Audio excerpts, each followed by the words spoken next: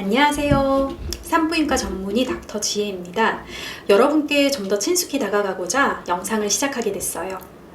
오늘은 첫 번째 시간으로 요실금에 대한 얘기를 해볼까 해요. 요실금은 나도 모르게 소변을 찔끔하는 거죠. 근데 모든 요실금의 치료가 같은 건 아니에요. 수술이 필요한 요실금이 있고 약물 치료만으로 호전이 되는 요실금이 있어요. 이 두 가지가 어떻게 다를까요? 궁금하시면 조금만 기다려주세요.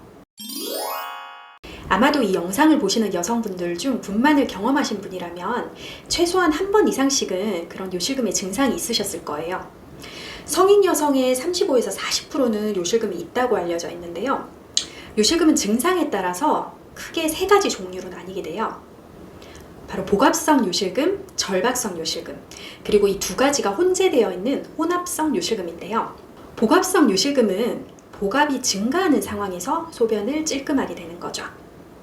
복압이 증가하는 상황이란 심하게 재채기를 한다든지 운동을 한다든지 하는 그런 상황을 얘기를 하죠. 전체 요실금의 80에서 90%를 차지할 만큼 대표적인 것이라고 할 수가 있겠는데요. 대표적인 유발 요인은 임신과 출산으로 인한 골반 근육의 이완과 손상이 될 수 있겠죠. 그리고 그 외에도 비만과 노화와 갱년기 등등이 원인이 될 수가 있어요. 결론부터 말씀드리면 복압성 요실금이 심한 경우엔 수술을 하면 아주 드라마틱하게 좋아질 수가 있어요. 물론 경한 경우에는 케겔 운동이나 그리고 전기 자극 치료, 그리고 레이저 치료 등등을 통해서 요도 주변 근육을 강화시켜 주다 보면 증상이 호전이 될 수도 있어요. 요실금 수술은 TOT라고 하는 경폐쇄공 중부요도 슬링술이라는 건데요. 이런 인체에 무해한 특수 메쉬를 이용을 하게 돼요. 사타구니 쪽으로 접근을 해서 요도 아래쪽에 전 질벽 쪽으로 이 메쉬를 삽입을 시키게 되고 요도 근육을 지지하게 돼서 소변이 새는 것을 막아주게 되죠. 수술을 하시고 나면 날아갈 것 같다 라고도 표현을 하시고, 수술에 대한 효과는 빠르면 1주 내지 2주 안에 나타날 수가 있어요. 수면 마취를 통해 수술 가능하고 15분 내지 30분 이내 수술이 가능하며 수술 후 약 2시간 뒤쯤 당일 퇴원을 하실 수 있게 돼요. 절박성 요실금은 요 절박에 의해서 소변이 새는 경우를 얘기를 해요. 즉 소변을 못 참는 거죠.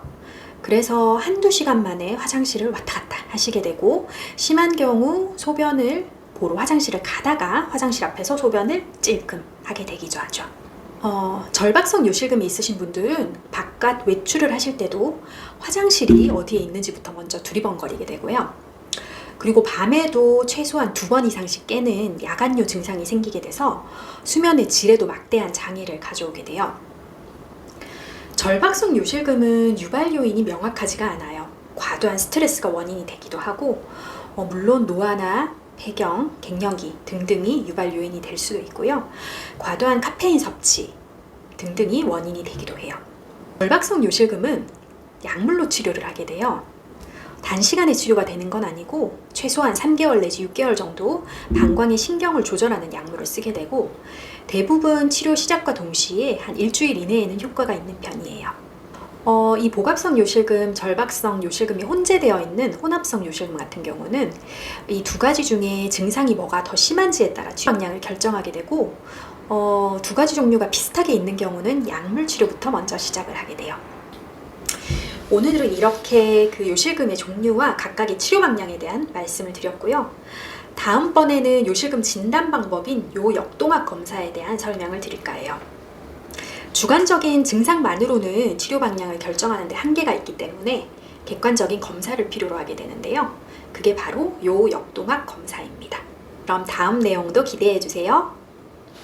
감사합니다.